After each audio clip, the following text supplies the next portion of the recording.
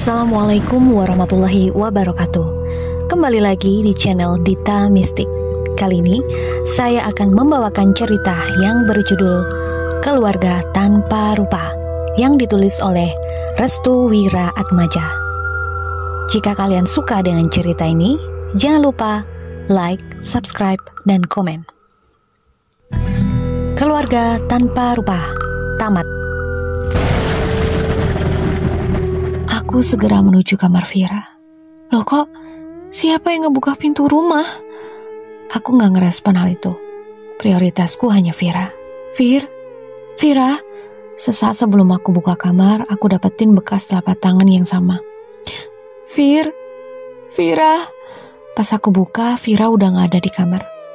Mbak Cantika, Vira gak ada di kamar, Mbak, teriakku. Mbak Cantika keluar kamar dengan berjalan terpingkal-pingkal. Kenapa, Nis? Vira mana? Vira hilang, Mbak. Tuh lihat, di gagang pintu kamar ada bekas telapak tangan kan? Mbak Cantika baru percaya dengan apa yang aku katakan. Nis, kok beneran ada? Siapa yang udah masuk ke dalam rumah? Tanya Mbak Cantika sambil menengoki bekas telapak tangan yang baru itu. Mbak, kita harus segera keluar dari sini. Jangan sampai urusan ini lebih panjang, jelasku. Terus, Vira kemana? Mbak di sini aja, biar aku yang cari Vira. Aku gak mau Mbak kenapa-napa. Aku anterin Mbak Cantika ke kamar. Lalu setelah itu aku keluar dari rumah. Vir, kamu mau kemana? Aku memandangi sekitaran rumah. Kok ada suara anak kecil ketawa? Aku pandangi rumah sebelah. Aku lirik rumah itu secara perlahan. Jika Vira ke sana, berarti keputusanku sudah bulat untuk segera akhiri, ucapku. Aku langsung ke dapur sembari membawa pisau. Kesannya buat jaga-jaga aja sih, barangkali yang aku maksud itu bisa aja warga sini atau apalah itu. Oh ya, aku ingetin. Aku langsung menuju rumah itu sembari bawa pisau. Aku langkahin kaki agak cepat dan membuka rumah itu dengan sekali dorong. Loh, kok gak dikunci? Ucapku dalam hati. Aku masuk ke dalam dan suara tawaan kecil itu menambah dekat. Aku genggam pisau itu kencang-kencang, biar bisa menghujam tepat di tubuh orang yang mencoba menyulik Vira. Suara itu menuju pada sebuah kamar, yang letaknya berdekatan dengan sebuah cermin besar di luarnya. Aku langsung buka pintu itu. Vira, kamu kenapa kok main kesini? Tanyaku sembari menariknya keluar. Mbak, sakit, teriaknya. Ketika aku narik dia, aku terjatuh tepat di depan cermin itu. Aku ambil pisau yang tergeletak di depanku. Ketika aku berdiri, aku menatap cermin itu. Aku lihat dengan jelas sosok hitam besar sambil menepuk pundakku. Ini tangan siapa? Vira menarik-narik bajuku. Aku masih gak percaya. Apa yang aku pikirkan selama ini ternyata benar. Mbak Nisa, ayo pulang. Kamu pulang duluan ya, sekarang. Aku gak mau. Cepat, kamu keluar dari sini dan pulang. Vira menangis. Dia berlari keluar. Aku masih menatap cermin itu. Aku langsung gerakin tanganku dan berniat mecahin cermin itu. Sesaat tangan bayang hitam itu menahan tanganku agar tidak menghancurkan cermin itu. Kalian semua telah menghancurkan hidupku. Aku terus gerakin tanganku. Tetap aja sosok itu menahan tanganku. Pisau itu terjatuh. Aku gak bisa berbuat apa-apa lagi. Namun secara sekejap bayangan hitam itu menghilang ketika sinar matahari memasuki rumah itu. Aku langsung mecahin cermin itu dan kabur dari rumah itu. Aku langsung menuju rumah Mbak Cantika dengan tangan agak melemas. Tubuhku agak lemes, beberapa kali aku tersandung dan terjatuh. Aku kadang merangkak juga dan terus berusaha untuk bangkit. Aku harus kasih tahu Mbak Cantika. Aku buka pintu rumah dengan perasaan hancur lebur. Aku udah gak sanggup di rumah ini. Aku mau cepet balik. Aku gak mau di tempat ini. Aku udah frustasi. Ketika aku baru masuk, aku dapetin Mbak Cantika sedang tertawa sendirian. Aku cantik kan? Mbak, kamu kenapa Mbak? Ucapku. Aku masih berusaha untuk bangkit. Kadang menyakitkan juga. Mana mungkin aku bisa menyelesaikan masalah ini sendirian. Semenjak mengenal tempat ini, rumah ini, dan seluruh sosok yang meneror, aku jadi lupa caranya tersenyum. Aku lupa caranya untuk bertahan. Aku lupa caranya untuk menyentuh sentuhan hangat Mbak Cantika. Aku memegangi pintu kamarnya. Nafasku agak naik turun. Aku hanya punya 2 pilihan. Mati bunuh diri atau menghancurkan mereka semua. Aku membuka pintu kamar dengan seluruh tenaga yang tersisa. Sesaat aku menatap tubuh Mbak Cantika. Rambutnya acak-acakan. Bajunya tercoreng darah. Mbak, kamu kenapa Mbak? Nisa, aku udah cantik kan? Aku gak bisa ngomong lagi. Apa yang terjadi dengan ini semua? Aku deketin Mbak Cantika sambil menaruh pisau di lantai. Aku peluk tubuhnya sembari berkata, Mbak Cantika cantik banget. Istirahat dulu ya Mbak. Aku pukul perutnya supaya dia sadar. Mbak Cantika seakan-akan telah mengira aku telah berbuat jahat. Padahal cara itu adalah alternatif terbaik untuk menyadarkannya. Nis, kenapa kamu? Mbak, maafin Nisa. Mbak istirahat, jangan banyak melamun. Kita udah di ujung hari. Teror semakin mengena di rumah ini. Mbak Cantika pingsan sesaat. Aku nangis. Aku frustasi banget. Apa yang sebenarnya terjadi dengan rumah brengsek itu? Mengapa penghuni rumah itu mengganggu kami semua? Aku ambil pisau yang ada di lantai. Aku mau interogasi Vira. Niatku cuma mau ngancam aja. Berharap dia berkata jujur. Vira, buka pintunya. Vira langsung membuka pintu. Vira, kamu jawab jujur ya. Aku deketin sambil menodongkan pisau. Kamu tadi bicara sama siapa? Jawab.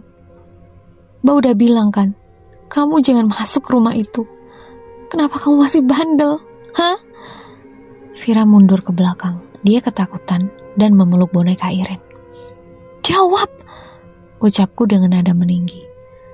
Vira mengambil sebuah vas bunga yang berada di meja belajarnya, lalu melemparkannya tepat di kepalaku. Ah, sialan! Cucuran darah keluar dari kepalaku.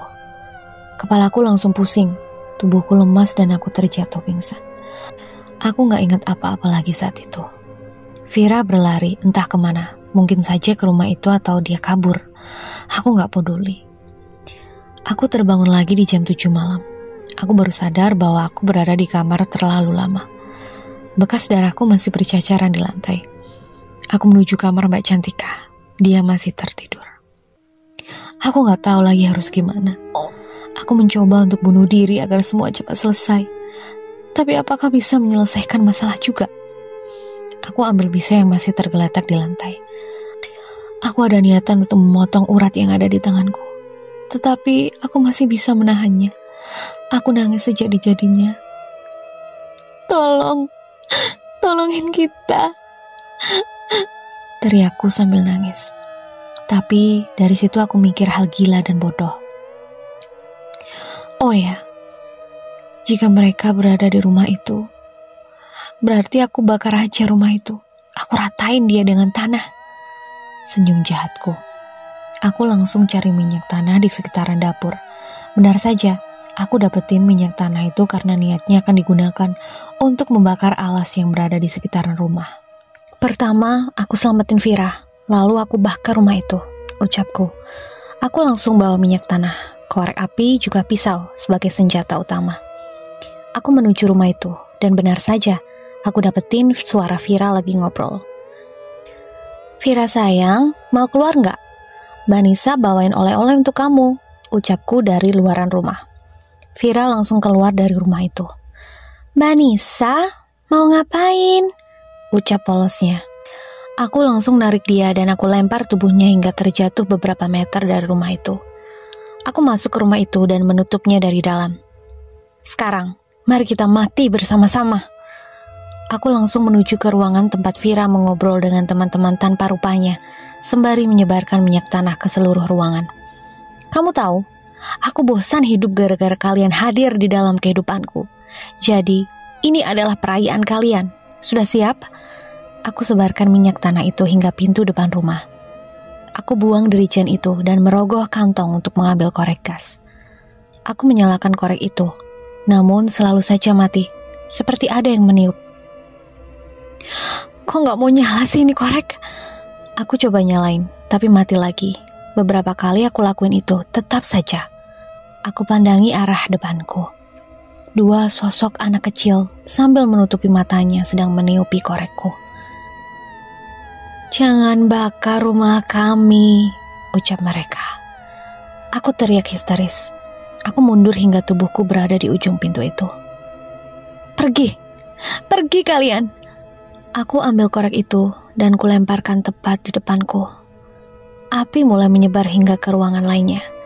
Saatnya aku keluar, tapi aku lupa. Aku mengunci rumah itu dan mengaitkan kawat dan sudah dibentuk sedemikian rupa agar tidak bisa terbuka. Aku udah pasrah. Aku udah gak ada harapan. Aku udah gak bisa berbuat apa-apa. Aku pikir ini adalah akhir dari kehidupanku. Aku terjatuh pingsan karena telah banyak menghirup asap kebakaran rumah itu. Aku udah gak inget apa-apa. Yang aku ingat ketika aku terbangun, aku ada di rumah sakit. Aku kira aku bakal mati dan gak bisa menatap dunia ini lagi. Tapi aku bisa selamat. Aku gak tahu siapa yang nyelamatin aku dari situ. Ketika aku terbangun, Om Imron langsung deketin aku.